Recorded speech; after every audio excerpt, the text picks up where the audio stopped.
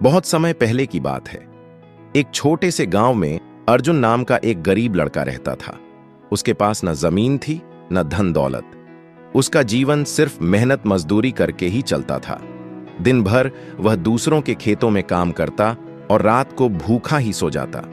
अर्जुन के दिल में एक सपना था, काश कभी मुझे भी ऐसा जीवन मिले जहां मैं भूखा न सोऊं और दूसरों की मदद कर सकूं।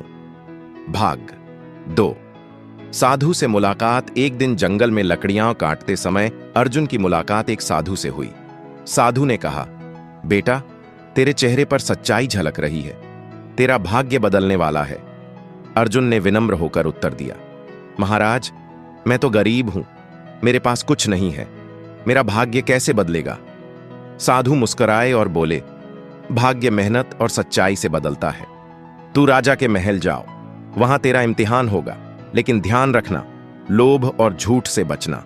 भाग 3। राजा का दरबार। अर्जुन ने साधु की बात मानी और राजमहल की ओर चल पड़ा। राजा वीरेंद्र एक न्यायप्रिय और महान शासक थे। उनके दरबार में जो भी जाता उसकी परीक्षा ली जाती। अर्जुन भी दरबार पहुंचा।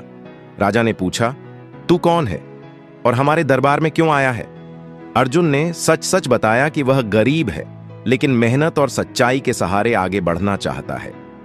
राजा उसकी सादगी और साहस से प्रभावित हुए। भाग 4।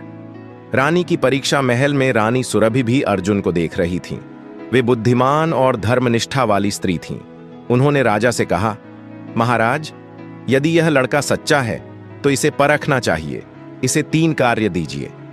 राजा ने सहमति दी और अर्जुन को पहला कार्य सौंपा। भाग 5। पहला कार्य, ईमानदारी की कसौटी।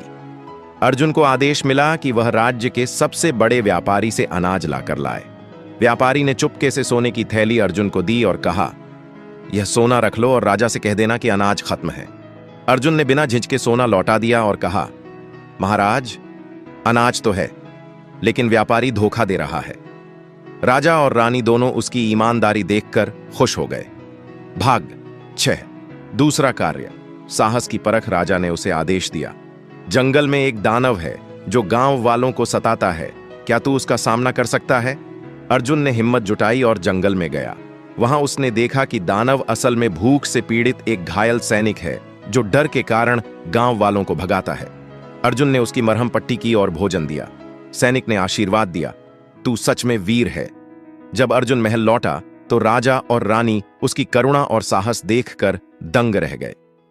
भाग 7। तीसरा कार्य, बुद्धि की परीक्षा। रानी ने कहा, अब इसकी बुद्धि की परख करनी होगी। अर्जुन को एक पहेली दी गई, राज्य की सबसे बड़ी शक्ति क्या है, धन, सेना या जनता?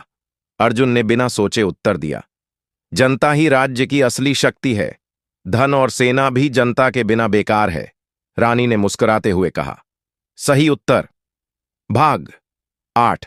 राजकुमारी का। राजमहल में एक राजकुमारी थी, राजकुमारी संजना।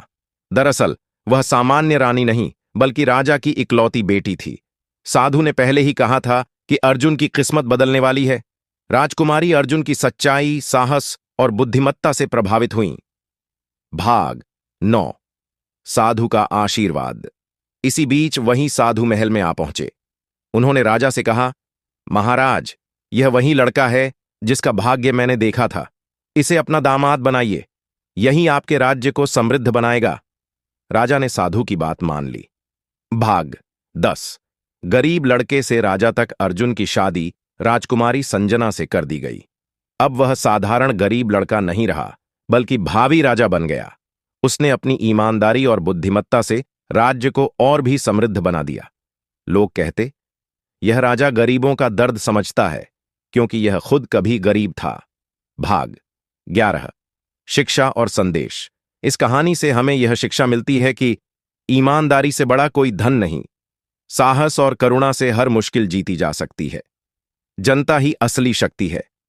अंत में दोस्तों, यह थी गरीब लड़के, साधु और रानी से जुड़ी 2000 शब्दों की प्रेरणादायक कहानी।